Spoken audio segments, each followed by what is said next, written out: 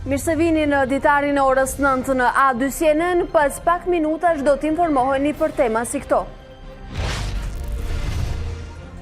Mira njerëz në Laç po I kalojnë këto ditë të ftohta dimri në çadra pasi shtëpitë janë të pabanueshme nga tërmeti I 26 nëntorit. A2CNN sjell nga afër kushtet e vështira dhe dëshmitë e banorëve që mbijetojnë në gjendje të mjerueshme. Nisim pagesat për qëran e familjeve që mbeten pa shtëpi nga tërmeti 26 nëntorit nga grantet e rindërtimit. Përfitojnë edhe ata që do të ndërtojnë vetë banesat e tyre. Kryeministri Rama premton nisjen e shtëpive të reja në muajin prill. Depozitohet në kuvend materiali me 50.000 firmat e qytetarëve që kërkojnë sistem zgjedhor proporcional kombëtar me lista të hapura. Për kranismës thurje dalin 2 deputetët Ralf Gjoni dhe Rudina Hajdari. Të nderuar shikues, mirëmëngjes, por I takojmë edhe sot në këtë transmetim të drejtë për drejtë është ky Ditari orës 9, ku pas pak minutash do të merrni raportime për mbledhje informative dhe biseda në studio për zhvillimet e aktualitetit të minutave dhe orëve të fundit si këto në vijim. Irani nis operacionin e pagzuar Sulejmani Martir dhe godet 2 baza amerikane në Irak. Mbi 20 raketa u lëshua në orët e para të së mërkurës. Bilanci I dëmeve dhe viktimave nuk është konfirmuar ende. Albin Kurti dhe Isa Mustafa nuk gjejnë ende një marrëveshje për bashkëqeverisje. Liderët e LDK-s dhe vetëvendosjes takohen sërish sot kur skadon edhe afati I vendosur nga presidenti Thaçi për mandatimin e Kurtit për kryeministër. Sadio Mane është fituesi I topit të artë afrikan për vitin 2019. Sulmuesi senegalezi Liverpool u vlerësua me çmimin e futbollistit më të mirë të kontinentit, duke mposhtur konkurrencën e shokut të tij të skuadrës, Mohamed Salah dhe sulmuesit të Manchester Cityt, Riyad Mahrez.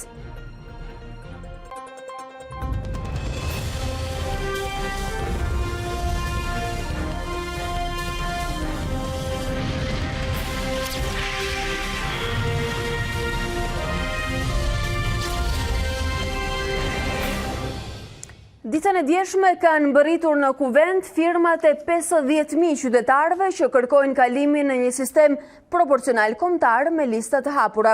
Ishin 2 deputetët, Rudina Hajdari dhe Ralf Gjoni, që I dolën në krah aktivistëve të nismës thurje, që kanë mbledhur firmat në disa prej qyteteve të Shqipërisë.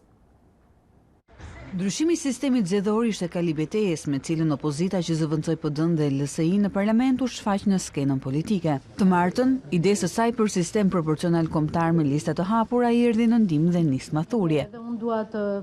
Lëvizja që në të ardhmen nuk përjashton kthimin në parti, nuk siguroi vetëm mbështetje parlamentare për propozimet e saj, por erdhi në kuvend dhe me 50.000 firma qytetarësh.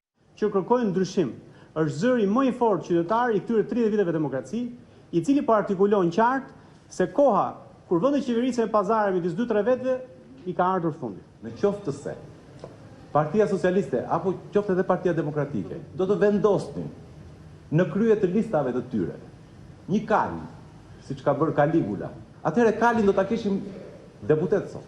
Sot deputetët emërohen nga kryetarët e partive. Sesioni plenar do të çelet në 20 janar dhe puna e komisionit për reformën zgjedhore do të nisë me seanca dëgjimore me të gjithë aktorët që propozojnë ndryshim të sistemit.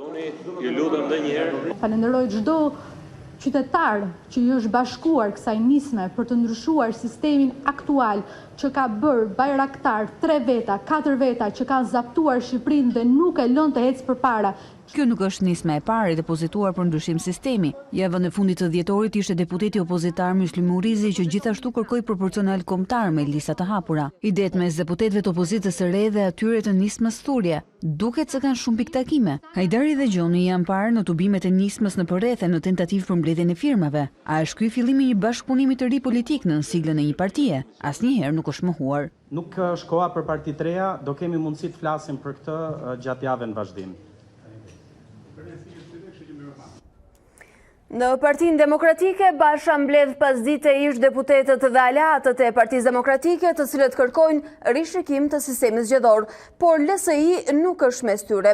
Nënkryetari i Lëvizjes Socialiste për Integrim, Petrit Vasili, tha dje në studion e A2 CNN se duhet gjetur zgjidhje e kriminalizimit dhe shitblerjes së votës, përndryshe çdo sistem do të ishte i dështuar. Dhe sistemi majoritari korrektuar, që ishte një sistem shumë i mirë dhe amortizues, që reflekton të gjitha realitetet, hyrin krizë kur kriminalet, kur votë kriminalizuar, pra u fut dhe u detyruat ndryshim sistemin. Pra, që do më lëni ta shtjelloj deri në fund. Në rast se nuk i japim përgjigje, në rast se nuk mbajmë qëndrim, në rast se nuk ka një blok të gjithë politikës, majtas djathtas kushdo që më ton të bëj politikë, jo organizuar, jo i organizuar nëpërmjet organizatave qeveritare që bëjnë sikur janë politike, po janë politike etj etj, është t'i japim këtë përgjigje. Në rast se nuk do japim këtë përgjigje, të nesëm e ditës se çdo lloj sistemi do kemi një sistem të rënë dhe do flasim për të njëjtët kriminal dhe për të njëjtën qeveri e cila vjedh dhe grabit votat. Pa shëruar sëmundjen e kriminalizimit dhe shitblerjes votës, të tërë sistemet janë të rrëzuar njëri pas tjetrit. Por për të na hedhur më shumë dritë në një prej dimensioneve të këtij diskutimi tashmë për prekjen ose jo të sistemit, është bashkuar me ne në studion e Ditarit zoti Endri Shabani, një nga drejtuesit e nismës Turja. Mirëmëngjes dhe mirë se vini. Mirëmëngjes, faleminderit për ftesën. Zoti Shabani, nga kronika e cila vjen një material i përgatitur nga dita e djeshme, na bën të kuptojmë se ju këmbgulni për ndryshimin e sistemit dhe kjo nismë tashmë ka mbërritur deri në kuvend. Megjithatë, a besoni se kjo do të shmangte plotësisht abuzimet dhe problemet që i kanë karakterizuar zgjedhjet në Shqipëri tashmë prej vitesh? Duhet të sqaroj kronologjinë e ngjarjes. 6 muaj më parë ne kemi nisur duke artikuluar idetë se si ndryshohet Shqipëria, të cilat i kemi artikuluar në një dokument që e quajmë Karta 2020. Një prej këtyre ka qenë ndryshimi i sistemit zgjedhor. Për këtë nisëm ligjore, kemi ardhur vërdall në gjithë Shqipërinë duke diskutuar me qytetarët, duke mbledhur firma për të ndryshuar sistemin dhe këtë e depozituam dje në parlament, ku tashmë betejë do zhvillohet brenda parlamentit. Nëse deri tashmë është zhvilluar publikisht në për salla teatrosh, në për takime publike që ne kemi patur, tashmë është sfida që ky ndryshim, këto propozime tona të kthehen në një ligj. Dhe ndihem shumë mirë që brenda parlamentit ka deputetë të cilët po mbështesin këtë nismë qytetare. Pra, e sqaroj këtë histori sepse po ndiqja edhe kronikën, në fakt është një nismë qytetare, është një kërkesë e qytetarëve e cila ka gjetur mbështetjen e parlamentit. A është kjo zgjidhja e gjitha problemeve? Unë jam studiues e shkencave politike, po të thoja këtë do të thotë që nuk njoh asgjë nga situata politike e një vendi. Por sistemi zgjedhor është një nga organet, pra është një nga institucionet e menaxhimit të një vendi, në fakt është një institucion distributiv.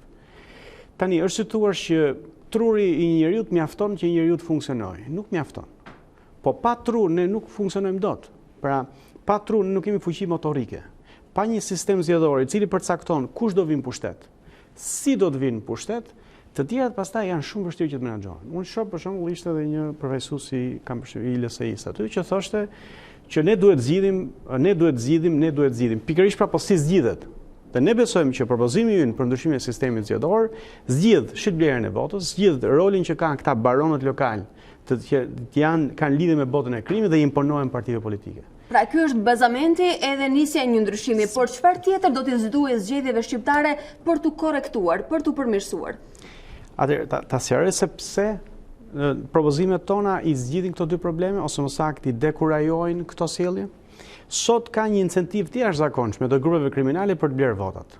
Pse? Sepse në një zonë caktuar, në një qytet caktuar, nëse një grup kriminal arrin të përmes kërcënimit dhe blerjes votës të mbledh 15.000 vota, ata automatikisht kanë deputetin e tyre. Dhe këtë mund t'ja imponojnë Bashës, mund t'ja imponojnë Ramës, mund të krijojnë një mënyrë tjetër, një subjekt, marrë një subjekt tjetër dhe të futen në parlament. Ne propozojmë që këto zona zgjedhore të jenë në nivel kombëtar, që thotë i njëjti grup kriminal tashmë do duhet të marrë vota në të gjithë Shqipërinë. 50.000 vota nuk i shërbejnë më për asnjë gjë. Do duhet marrë 150.000 vota, do të blejë 150.000 njerëz në të gjithë Shqipërinë. Pra, pragu duhet jetë më i lartë si fillim, ndoshta për ta vështirësuar dhe filtruar kandidaturën. Duke e nxjerr këto, sepse ajo që ndodh është fatkeqësisht të ka studime të krimit organizuar në Shqipëri. Krimi organizuar është rajonal, pra operon brenda një zone të caktuar që korrespondon me zonën zgjedhore.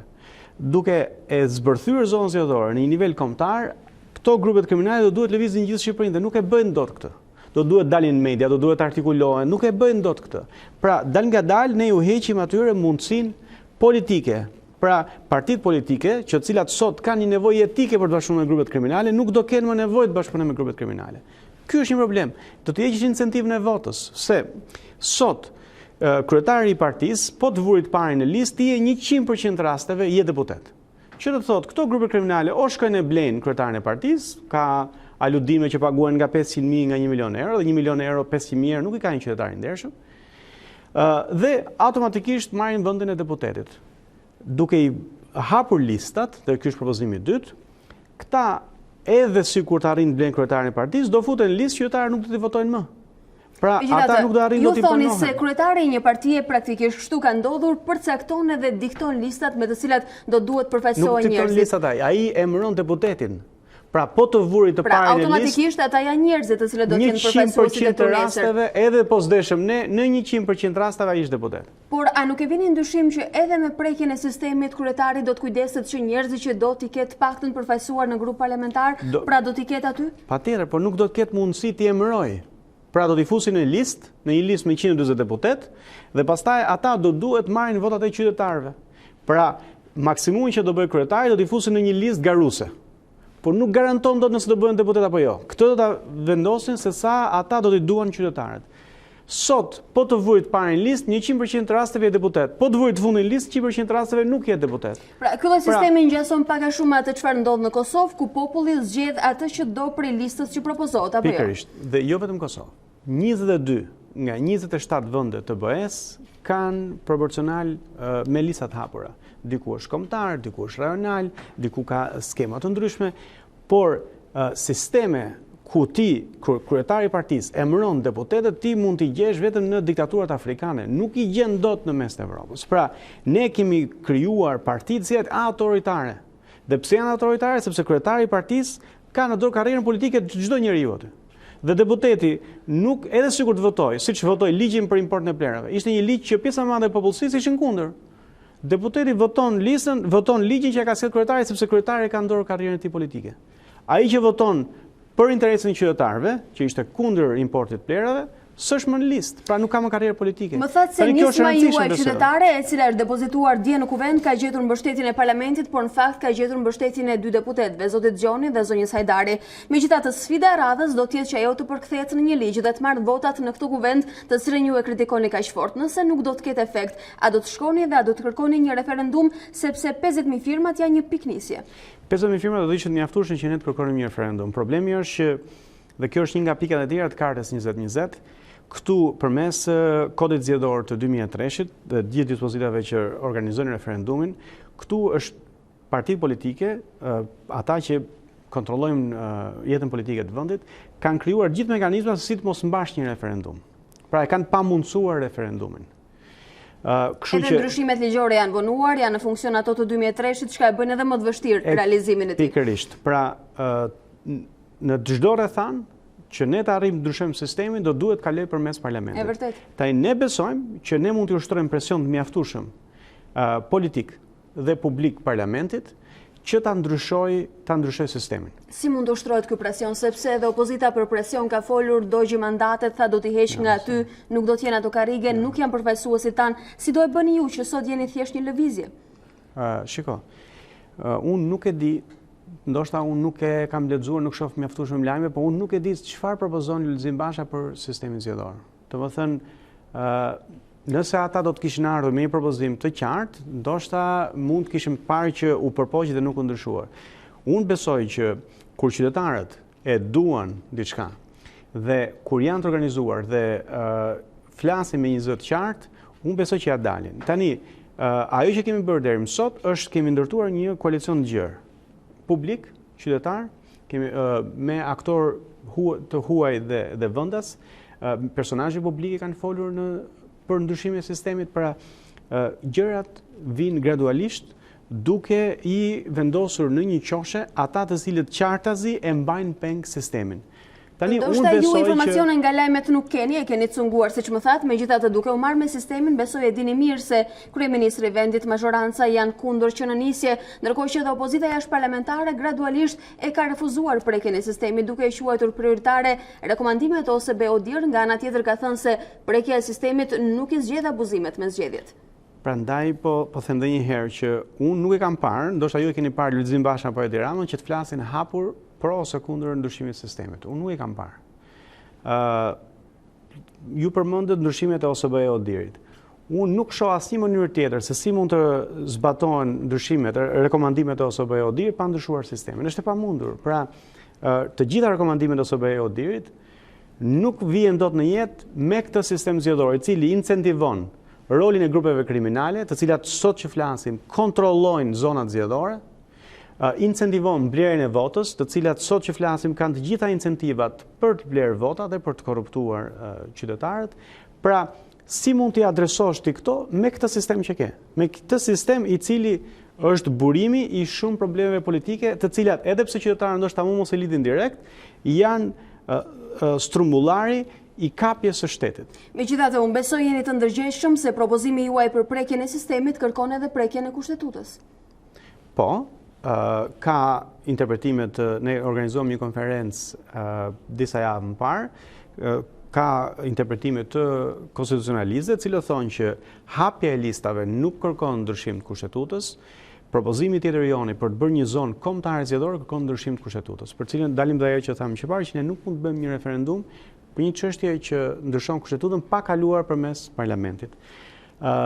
Por këtu kushtetuta është ndryshuar brenda natës për çështje pazarash, dhe unë besoj që nuk ka asnjë lloj pengese që kushtetuta të ndryshohet me një debat hapur publik për një çështje që e kërkojnë qytetarët. Pra, ajo që ne kuptojmë është që në 30 vjet kanë qenë boll për të pranuar këtë prallën e tranzicionit. 30 vjet e kemi parë. Ky është rezultati. Tani çështja është, do vazhdojmë kështu, që të shkojmë keq më keq dhe këtu të mbeten vetëm pensionistë dhe askush që të paguajë pensionet, apo do të ndryshojmë edhe një herë mirë sistemin zgjedhor. Dhe me sistemin zgjedhor them fillimi i ndryshimit të sistemit politik. Ajo që fatkeqësisht është bërë për 30 vjet dhe unë besoj dhe shpresoj që PD-ja nuk do ta bëj, pra opozita nuk do ta bëj, është loja që ky është i mirë, unë jam i keq, sa ti ke ky dhe të vi unë dhe gjërat do të ndryshojnë. I kemi parë, i kemi provuar të gjithë. I kemi provuar të gjithë që janë në skenën politike sot, i kemi provuar, kanë ikur, kanë ardhur dhe situata ka mbetur po njësoj. Zoti Shabani, nëse jemi të artikulimi, duket se edhe kur ju dëgjojmë juve, të njëjtën skemë në kokën e krijojmë. Ata janë të këqit, ne jemi të mirët, elita. Përkundrazi, ndoshta nuk më dëgjon me vëmendje. Unë nuk po them. Absolutisht vëmendje të plot dhe jo vetëm sot, në çdo nismë të nismës turia. Prandaj po ju pyes, nëse një pjesë e tezave tuaja përkojnë me opozitën jashtëparlamentare, atë që lufton në rrugë, pse do të kishte më shumë potencë nëse i thoni dhe i proklamoni ju si lëvizje? Absolutisht jo, s'ka. Edhe një herë që ta sqaroj ndoshta pozicionin tim se nuk kam qenë ndoshta i qartë. Unë nuk besoj që me këtë pushtet, me këtë sistem që ka sot Edi Rama, po t'isha unë aty mund bëja më mirë. Pra, sot ne kemi një sistem i cili aty normalisht po të vendosi edhe një njeri të ndershëm, që unë di veten time për njëri të ndershëm, do të ishte në një presion të vazhdueshëm nga grupet kriminale. Ti e di që sot, nëse një grup kriminal ja merr vajzën peng një kryetari partie, automatikisht mund të vendoset, mund të bëhet deputet. Pra edhe një njeri i ndershëm është i kërcënueshëm. Zoti Shabani, pse besoni se grupet kriminale janë kthyer në faktor për subjekte më të mëdha politike? Ajo që ne propozojmë është jo ndryshimi i emrave, i kemi pa ndryshimin e emrave. Sigurisht ajo është e rëndësishme. Ndryshimi i rregullave të lojës, ndryshimi i raporteve të pushtetit. Që për ju nis me sistemin. Pikërisht. Tani, nëse këtë artikulon opozita, perfekt, hajde ta mbështesim. Nuk po flasim vetëm për sistemin, por edhe pak nësisën mas të cilat i kemi dëgjuar edhe nga nisma. Unë kam frikë se këtu artikulimi këtu politik është ndryshimi i njerëzve. Ti ke ky të viun se unë jam më mirë se ky. Dhe i kemi parë, i kemi provuar të gjithë, nëse sistemi do mbetet shiko. Po të shikosh Bashkimin Sovjetik, ikën diktatorët, iku një diktator erdhi një tjetër, si jeta e qytetarëve ngjitet po njësoj sepse je në diktaturë. Pra, nuk ti do është naivitet tuar që Korea e Veriut do ndryshoj nëse do të thënë vdesi jati dhe vjen i biri. Pra, për sa kohë ti ke të njëjtin sistem politik, ke një autokraci ku një njeri merr vendimin për gjithë tjerët, po çfarë rëndësi ka kush është aty në krye? Përveç rregullave të lojës, po ju pyesja pse kanë marrë këtë peshë dhe janë faktorizuar grupet dhe individët kriminal për subjektet kryesore politike që po i mbajnë penge edhe në sistem? Sepse ka një marrëdhënie simbiotike. partitë politike kanë humbur legitimitetin në njerëz. Pra, po ti shohësh të gjithë partitë bashk në zgjedhjet e 2017-s, gjitha bashk morën 46% votave. Dhe ju japin legjitimitet njerëzve të inkriminuar. Nuk qëndrojnë më në pushtet me mbështetjen e njerëzve. Atëherë çfarë bëjnë? Bashkëpunojnë me grupet kriminale, të cilat i mbajnë në pushtet duke intimiduar njerëz. Pjesën tjetër përmes 2-3 bizneseve që arrin ndajnë llokmat e pushtetit, pra nuk qëndrojnë në pushtet sepse bindin, po qëndrojnë në pushtet sepse ju imponohen njerëzve. Dhe grupet kriminale janë instrumenti më i mirë për t'u imponuar njerëzve. Çështja është që nuk mban më, nuk mund të shkojmë më kështu. Nuk ka ku të shkojmë më kështu. Pra, Shqipëria është në një tatpjet që me këto ritme nuk do të ketë kush të paguaj më nesër pensionet. Nëse ne vazhdojmë me këto ritme ku ikën mosha 18 deri në 35 vjeç, që është mosha më produktive, kush do t'i paguaj pensionet? Ne kemi 640.000 pensionistë sot. Për 4-5 vjet ne do kemi 3/4 e popullsisë do jenë pensionistë. Dhe do t'jesë një ark shteti që nuk ju përgjigjet as për pensionet. Zoti Shabani, jo pa qëllim ju thash se kemi ndjekur hap pas hapi dhe nisma thulje ka marrë kuriozitetin e opinionit publik, duke qenë nga qyteti në qytet dhe jo vetëm. Tashmë keni fortifikuar tonet, jeni një grup individësh që keni marrë edhe vëmendje publike dhe mediatike. A besoni, siç është aluduar, dhe ju keni lënë disa kanale të lira për supozuar se ardhmja juaj është një subjekt politik? Shiko, ne jemi aktor politik, në kuptimin që ajo që ne artikulojmë është qartësisht, thellësisht politike. Pra, ne nuk po synojmë këtu të bëjmë ndryshime kulturore, ne po synojmë që ndryshojmë sistemin politik në vend. Tani, për mua është e parancishme gjithë telenovela, iku ky, doli ai, ky është burri mirë, ai është burri keq. Ne na duhet të artikulojmë teza, të artikulojmë ide dhe të artikulojmë zgjidhje. Unë besoj që gjithë debati duhet të fokusuar tek kjo. Çdo lloj fokusimi nga kjo, kthimi i politikës në një telenovel, e cila në një farë mënyrë i mban njerëzit të lidhur me ngjarjen, por nuk ju jep asnjë gjë, është thjesht humbje kohë, është kohë e humbur nga artikulimi i problemeve qytetarëve. Dhe po them edhe një herë, ne nuk kemi suedi këtu që e kemi luksin të merremi politikën si telenovel. Ne nuk e kemi luksin. Politika duhet zgjidhë hallet e njerëzve, të cilët dita ditës po varfrohen, dita ditës po shesin shtëpitë për të çuar fëmijët larg. Megjithatë, lëvizjet mund sensibilizojnë, por ndoshta jo t'i zgjidhin hallet plotësisht, mund t'japin kontributin. A mund të krem një paralele mes jush edhe modelet që kanë ndjekur lëvizjave të vendosje në Kosovë, e cila sot tashmë po pritet të ndërtojë edhe qeverinë e re? Unë kam një vlerësim për lëvizjen vetëvendosje për shkak të ideve që ata artikulojnë, për shkak të faktit që është një grupim më aq sa unë e kam ndjekur i pa lidhur me establishmentin e vjetër, i pa inkriminuar nga mënyra se si partitë e vjetra qeverisin apo qëndrojnë pushtet atje. Kështu që ky është një lajm i mirë për të gjithë ata që besojnë që shqiptarët nuk kanë sepse ajo që na kanë bërë në fakt në 30 vite, na kanë kriju bindje, na kanë kriju ca mite. Një nga mitet është që ne jemi vëndër i varfër, që është absolutisht e pavërtet. Dhe miti tjetër është që ne jemi popull që s'bë. Ne nuk kemi aftësi shtetëformuese, ne jemi njerëz që e duam të keqe, ne jemi kështu, ne jemi ashtu. Zoti Shabani, ndoshta jo të varfër nga resurset, nga buxheti dhe arka aktuale. Nga resurset natyrore, Banka Botërore thotë që ne kemi 2 fishin e pasurisë natyrore për frym, për kokë, krahasuar me gjermanët. Pra ne kemi diku $7.700 për frym, ne kemi 14.000, gjermanët e kanë 7.700. Pra ne kemi pasuri natyrore për frym që shqiptarët jetonin shumë mirë këtu. Nuk po them ndoshta aq mirë sa që jetojnë anglezët, po absolutisht, po aq mirë sa që jetojnë lituanezët, sa jetojnë letonezët, sa jetojnë slovenët. Pra, nuk ka asnjë arsye që ne të ishim këtu ku jemi sot. Nuk na mungon asgjë. Ajo që na mungon është një sistem politik i cili momentalisht është i kapur nga 3-4 njerëz. Tani, nëse ne ndrojmë autokratët, se kjo nuk është demokraci. Kjo është autokraci konkurruese. Këtu autokratët konkurrojnë me njëri tjetrin, kush do t'i marrë gjitha pushtetet. Megjithatë, si lëvizje duket se jeni pozicionuar mirë, keni marrë dhe vëmendje, keni zgjuar dhe kuriozitet. A është ky një moment i volitshëm për të dalë si subjekt, besoni, ju ose forcat të tjera?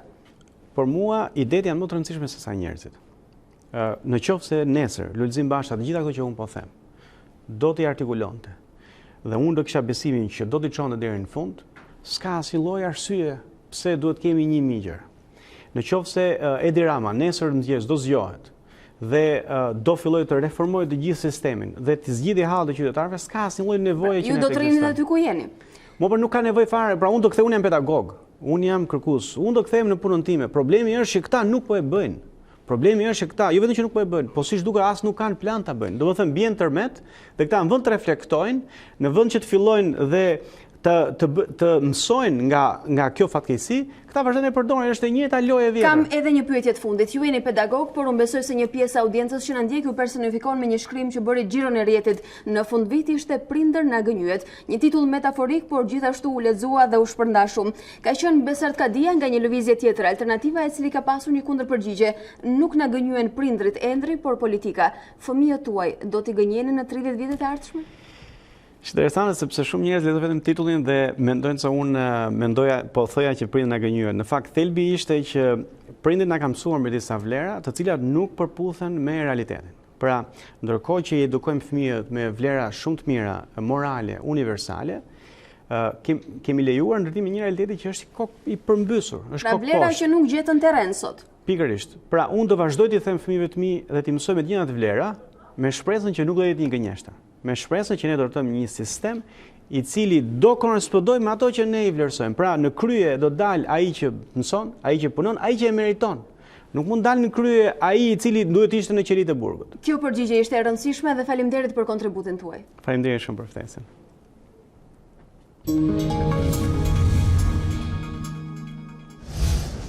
E ne të nderuar shikues, rikthehemi me të tjera informacione. Këto nuk janë vetëm ditë të ftohta, por edhe më të vështirat për banorët që mbetën pa shtëpi nga tërmeti dhe që po jetojnë aktualisht në çadra. Familjet në zonën e Laçit, të cilat kanë refuzuar të shkojnë në hotele, tregojnë vështirësitë mes temperaturave të ulta dhe frikën për shëndetin e fëmijëve. Nuk ka nevojë për aplikacione se sa ndihet i ftohti në këto ditë. Më mirë se kushdo e tregojnë familjet e prekura nga tërmeti që natën e kalojnë jashtë. Shumë banorë të Laçit, të cilët nuk mund të linin shtëpi dhe gjën e gjallë, 2020-a i gjeti në çadra dhe mes të ftohtit. Shumë ftofët janë.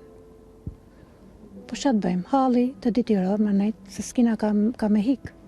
A mundeni me batanie? Sa batanie i thni gjatë natës? 5, 6, 7. Hedhim. Kur të mërdhejfim dalim me marrim prap tjera, të ishim shpejt interesat ngrothna. Shumë e ftohtë. Është e pamundur ta shpjegosh për shumë e ftohtë. Për këta banorë netët nuk janë vetëm të gjata, por edhe të pagjuma.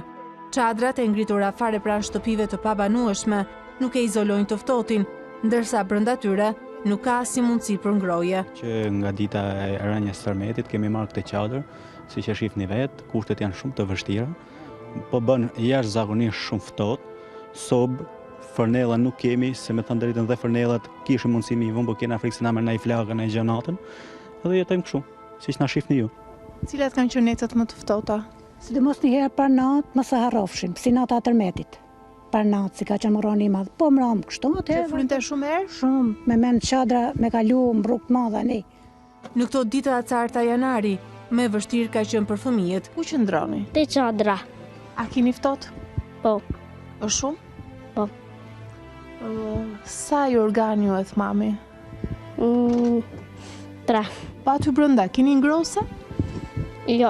Ankojnë natën, kanë ftohtë, ju mbërtin këmbët, duart? Po, s'ku qenë tek pjesa e hundve, ke fytyra, mbulojmë me jargan me badanit, ja mbaj fytyrën brenda, po është e pamundur. Kemi improvizuar me ca pagure mujt ngrohtë, par mram që ishte të fryj jashtëzakonisht shumë mirë. Bile kishim dhe vajzën këtu, rritet u qau më shumë ka qau se sa ka fletat natë. Banorë të Sanxhakut dhe zonave të tjera të Laçit kërkojnë zgjidhje nga pushteti vendor, ndërsa për regjistrimin online të gjendjes së tyre pas tërmetit, banorët thonë se nuk janë në gjendje ta plotsojnë, disa për shkak të moshës dhe të tjerë për mungesë njohurish apo interneti. Unë s'kam përdor telefonin se kam le. Si do t'ja bësh? Përse nëse do vi kush më sqaroj se si do futem në lajt, mund të jem. Me më shpjeguat më laj me shkrim, se unë s'di se ku i thonë lajt. Nga pjesa online-it nuk është se marr vesh dhe unë shumë, për qenit sigur për veprimet që bëj. Për nga Bashkia e Laçit vjet ta verifikohet, na japi një letër me shkrim që të jemi sigurt për veprimet që janë të bën ose që janë të bëhen ato ndaj nesh, që na mos ngelim për ditë ndert aty. Në qarkun e Lezhës, i treti më i prekur nga tërmeti pas Durrësit dhe Tiranës, mijëra banor janë të pastre. Pas dëmtimit të shtëpive, një pjesë u shpërngulën në hotele, ndërsa 1700 banor, kryesisht të Laçit dhe Mamurasit, jetojnë në çadra. Dimri sapo ka nisur, për ta do të jetë edhe më i ftohtë. Ndërkohë, qeveria dhe bashkitë ka nisur pagesat për bonusin e qeras për të prekurit nga tërmeti, si dhe për hotelet ku po akomodohen këta persona. Ndërkaq që nga grantet e programit të rindërtimit do të përfitojnë edhe individët në zonat rurale që duan t'i riparojnë apo ndërtojnë vetë banesat e tyre.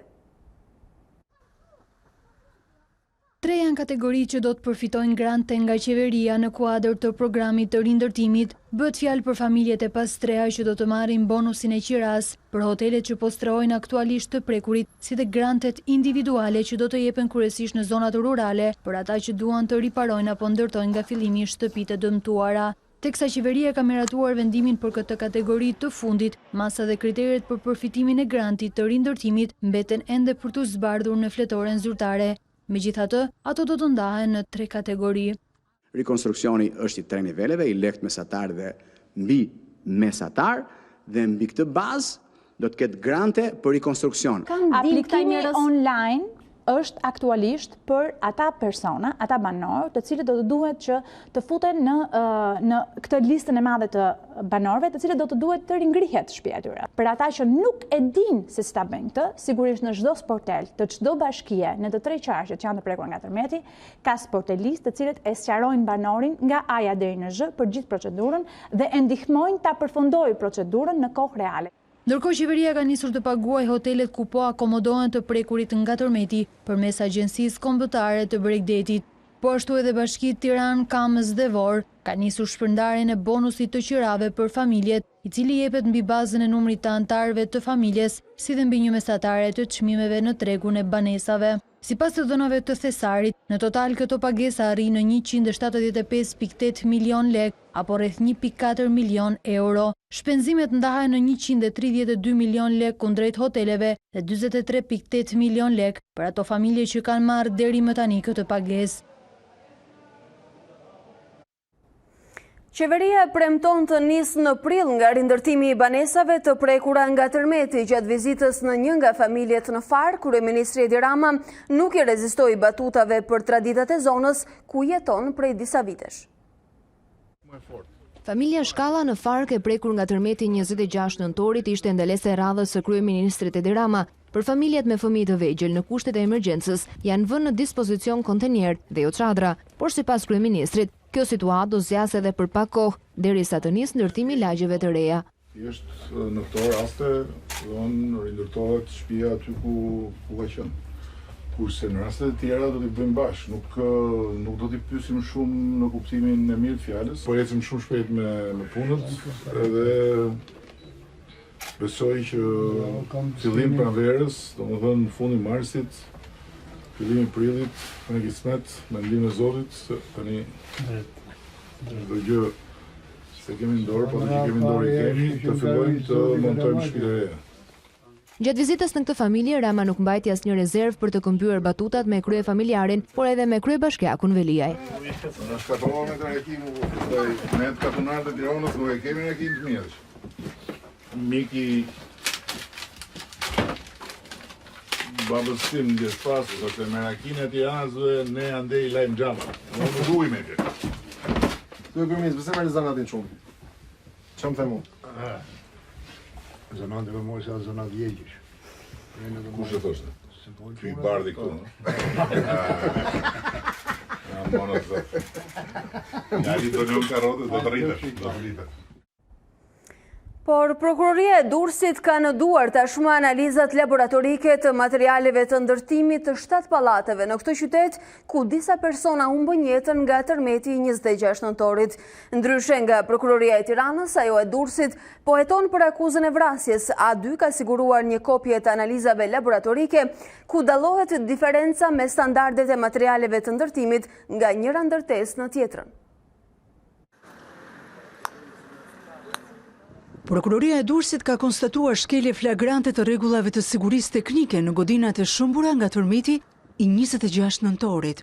Prokuroria ka siguruar dokumentin se në godinat e dëmtuara që shkaktuan viktima janë marrë mostra të hekurit dhe të betonit, si dhe janë kryer filmime e fotografime të konstruksionit të këtyre ndërtesave.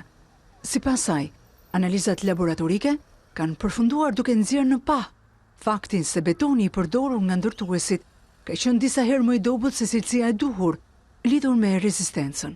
Probleme janë konstatuar dhe në kolonat mbajtëse të godinave, të cilat nuk kanë patur dimensionet dhe sasinë e duhur të hekurit, çka ka sjellë dëmtimin e tyre nga lëkundit e tërmetit. Konstatimet janë pjesë e rëndësishme e hetimit dhe pritet që tani të zgjerojë numrin e personave në hetim, duke e mos përjashtuar dhe arrestime të tjera përveç 11 shtetasve të vendosur në pranga deri më tani. Organi akuzës në Durrës ka kërkuar studimet e Institutit të Gjeoshkencës për zonat që janë përcaktuar si me lëkundje dhe sa është zbatuar ky studim në lejet e ndërtimit që është dhënë për pallatet të dëmtuara. Por burimet thonë se shumica e ndërtimeve që kanë psuar dëmtime janë të vjetra dhe të amortizuara. Ndërkohë, ka vijuar marrja në pyetje e zyrtarëve të Bashkisë Durrës në lidhje me dokumentacionin dhe procedurat që janë ndjekur nga zyrtarët e këtij institucioni.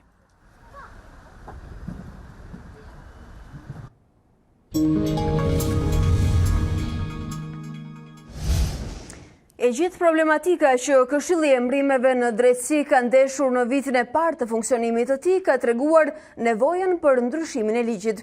Edhe vetë ky organ është tashmë ai që identifikon në raportin vjetor boshllëqe të shumta ligjore, të cilat në praktik sollën interpretime nga kryetari i tij, presidenti apo dhe parlamenti. Këshilli i Emërimeve në Drejtësi kërkon ndryshime të ligjit që normon veprimtarinë e tij dhe të ligjit për organizimin dhe funksionimin e gjykatës kushtetuese. Nevoja për ndryshime ligjore sugjerohet në raportin vjetor të Këshillit për vitin që lan pas, të firmosur nga Ardian Dvorani. Duke ju referuar problematikave të hasura gjatë vitit 2019, mes të cilave edhe përplasja me presidentin e Republikës për kohën e dërgimit të listave për plotësimin e një prej vakancave në kushtetuese, Dvorani vlerëson se Kuvendi i Republikës duhet të miratojë një paket normash të reja. Përmes tyre duhet qartësuar plotësimi i vakancave në kushtetuese, rregullat e paraqitjes së listave me kandidat, afatet, hapat procedurial dhe përgjegjësitë e organeve të emërtesës në plotësimin e vakancave. Njëkohësisht, sugjerohet të qartësohen nenet ligjore për funksionimin e vetë Këshillit, procedurave dhe kompetencave të anëtarëve.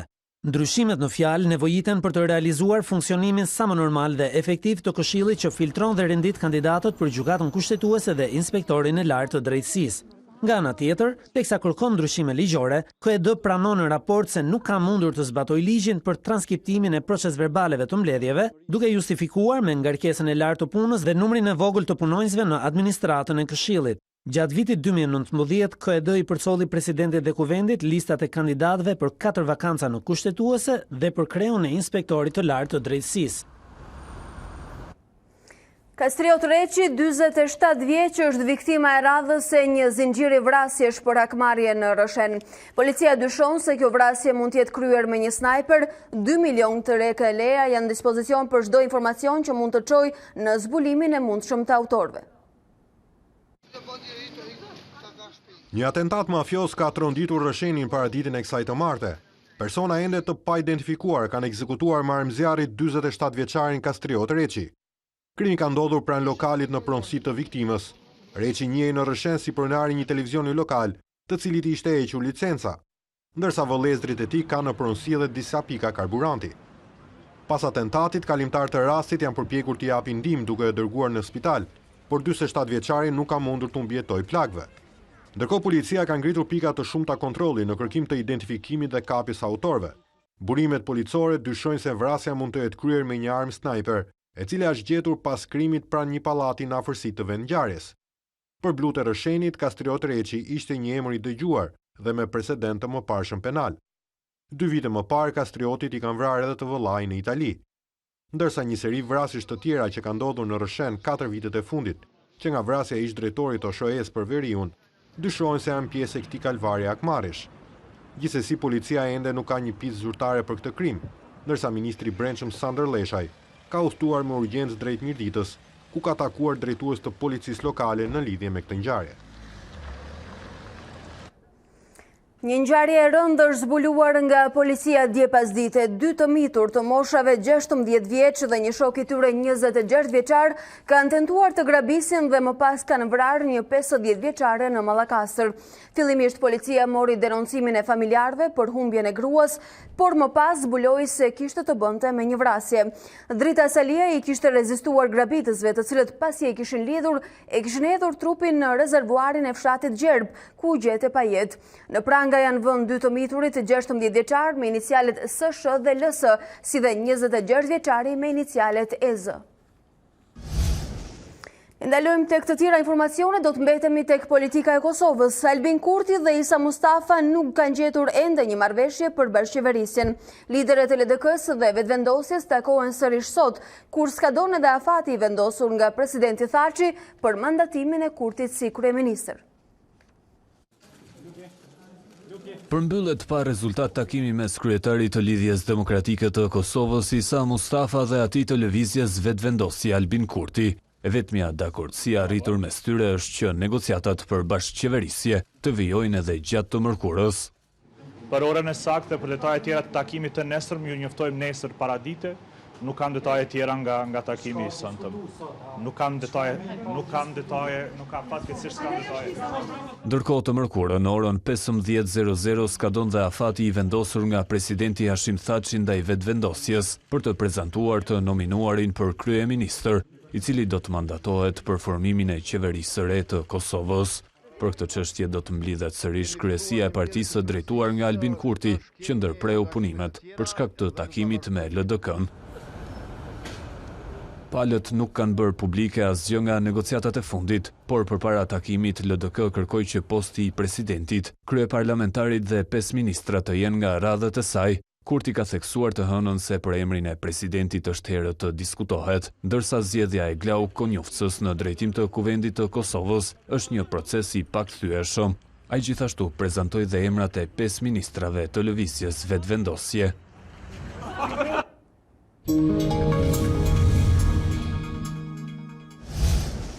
Ndërkohë, kryetema e lajmeve ndërkombëtare ka qenë marrëdhënia mes Iranit dhe SBA-s. Tashmë Irani ka nisur operacionin e pagëzuar Sulejmani Martir dhe ka goditur 2 bazat amerikane në Irak. Mbi 20 raketa u lëshuan në orët e para të smërkurës, ndërkohë bilanci i dëmeve dhe viktimave nuk është konfirmuar ende.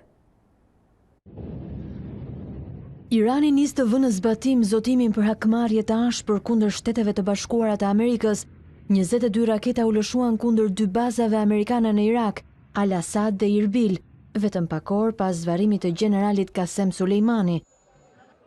Në orën 1:30 të mëngjesit, baza Al-Asad u godit nga disa raketa. Baza e tyre e dytë pranë Irbilit u godit gjithashtu në të njëjtën kohë.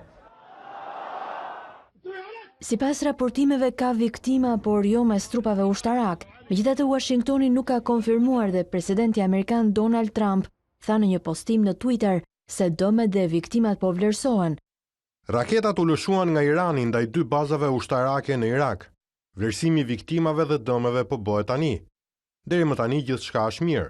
Ne kemi ushtrinë më të fuqishme dhe të pajisur në botë. Ky është sulmi më i drejtë për drejtë i Iranit ndaj Shteteve të Bashkuara që prej mosymjes ndaj ambasadës amerikane në Teheran në vitin 1979.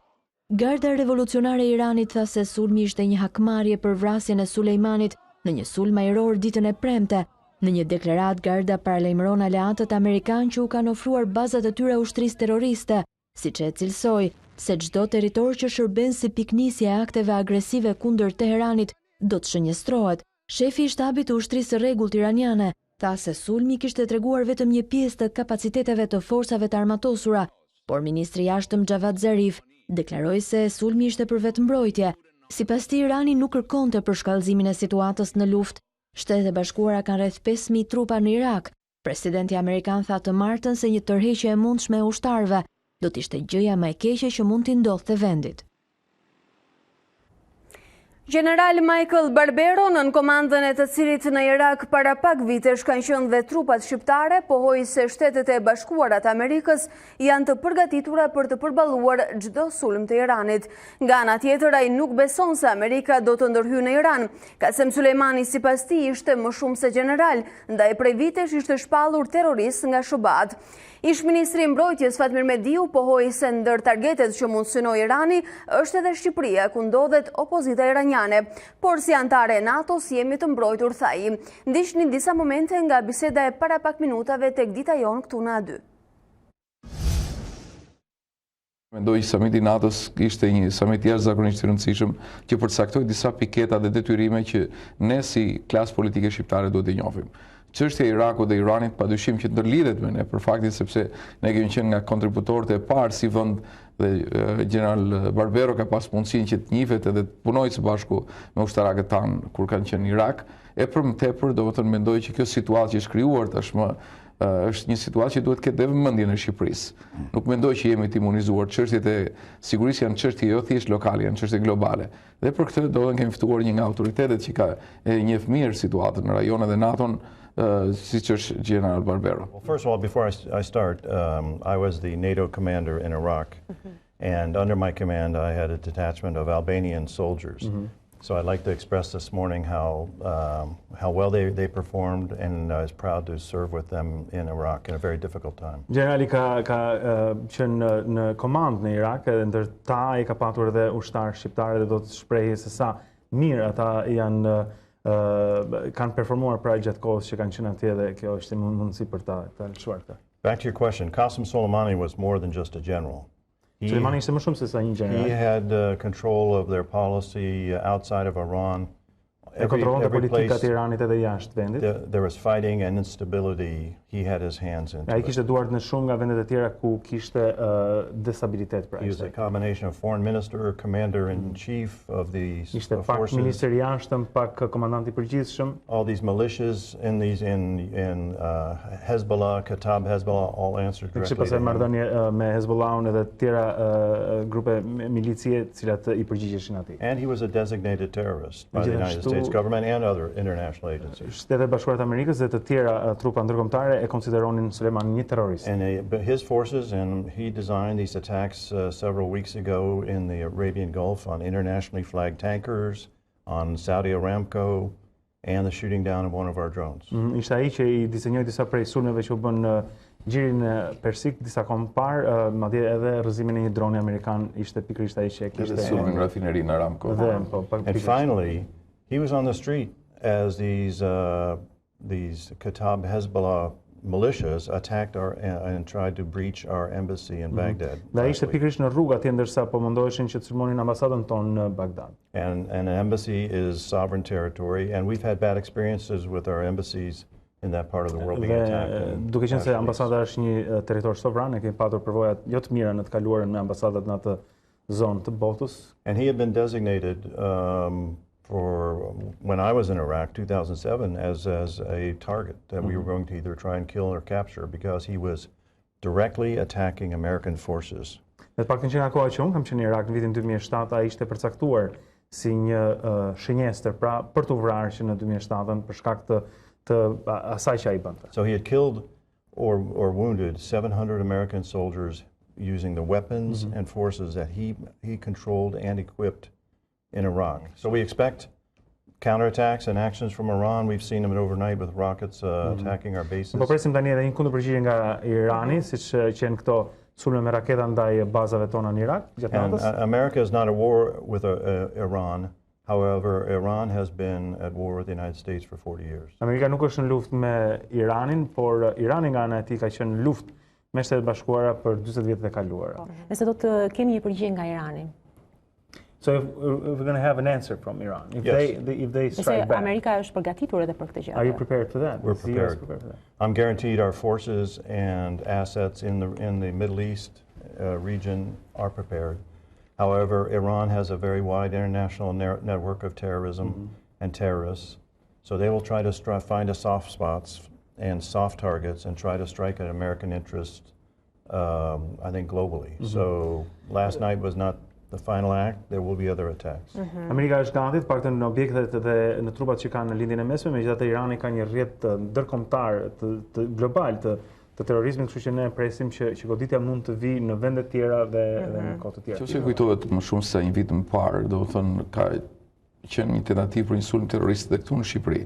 Prandaj Shqipëria mori dhe vendimin për largimin e ambasadorit të Iranit edhe një pjesë tjetër të personelit. Prezenca e opozitës iraniane këtu na bën në një lloj mënyrë target, por duke qenë vend antar I NATO-s dhe një aleat me Shtetet Bashkuara të Amerikës, padyshim që edhe kjo është pjesë e konsiderimit, do të thonë për pak të mënyrën si është shprehur leadershipi iranian në raport me vendet partnere apo antare të NATO-s dhe partnerët e Shtetit Bashkuar të Amerikës. Do you see the United States going into Iran in a possible, invading the country? Would that be?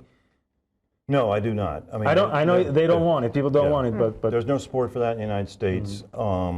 We're not. President Trump has declared the end to these forever wars, and this would be a forever war. Presidenti Amerikan Trump pra ka deklaruar se nuk do të ketë më nga këto luftra të pambarimta, dhe kjo do të ishte një luftë e pambarimt, dhe nuk ka mbështetje në Shtetet Bashkuara të Amerikës për të hyrë pra në Iran e për ta pushtuar vendin ashtu. Zotrin, shumë faleminderit për kohën sot mëngjes. General, pleasure having you here. Thank you very much. Thank you. It's my pleasure.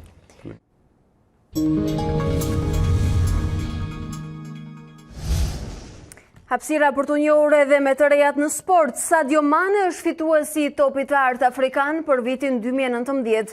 Sulmuesi senegalezi Liverpool u vlerësua me çmimin e futbollistit më të mirë të kontinentit të tij, duke mposhtur konkurrencën e shokut të skuadrës, Mohamed Salah, dhe sulmuesit të Manchester Cityt, Riyad Mahrez. Mane kurorëzoi në mënyrën më të mirë të mundshme një 2019 ëndrash, ndërsa fitoi dhe Champions League, Superkupën e Europës dhe botrorin e klubeve me të kusht. Salah mbetet në kuotën e 3 topave të artë, duke mos arritur të barazojë dy futbollistët, Samuel Eto'o dhe Yaya Toure, që mbajnë rekordin në Afrikë me nga 4 tituj të tillë. Dhe momenti për të njohur edhe me kushtet e motit, si çdo mëngjes nuk mungon parashikimi i meteorologes ton Tanja Porja, mirë se vjen.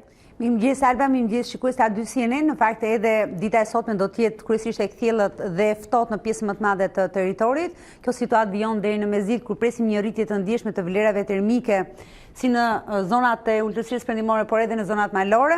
Edhe dita e njëjtë vijon me një tjetër rritje të temperaturave, sërish më e ndjeshme në orët e mesditës. Megjithatë, për 90% të territorit shqiptar, dita e premte, mëngjesi, do të vijë me vlera pozitive në 90% të territorit. Kemi vlera negative nga 0 deri në -2, vetëm në zonat saktuara në skajin verior, verlindje, dhe shumë më pak në juglindje të territorit. Pra fundjava e premtja sjell ndryshim, por edhe fundjava do të vijojë me temperatura të larta. Vetëm në zonat të thella malore do të kemi vlera negative dhe jo më poshtë se sa -2, apo në zonat veçanta dhe -3. Pjesa tjetër e territorit është me temperatura mbi 0, temperatura 6 deri në 8 gradë Celsius gjatë orëve të mëngjesit në zonat e ulta dhe ato bregdetare, ndërkohë në zonat malore do të kemi temperatura gjatë mëngjesit nga 0 deri në 5 gradë Celsius. Mesdita pritet që të shënojë që nga e premtja dhe në vijim e shtuna e diela, do të shënojnë temperatura maksimale 14-15 në zonat veçanta dhe 16 gradë Celsius. Pra, ndryshimi pritet të vijë mes natën e së njëjtës dhe dita e premte dhe në vijim temperatura shumë më të larta se sa vlerat tipike të muajit janar,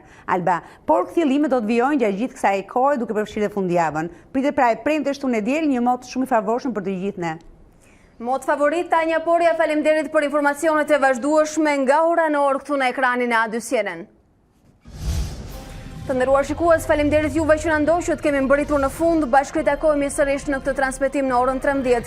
Ju vazhdoni qëndroni me ekranin ton.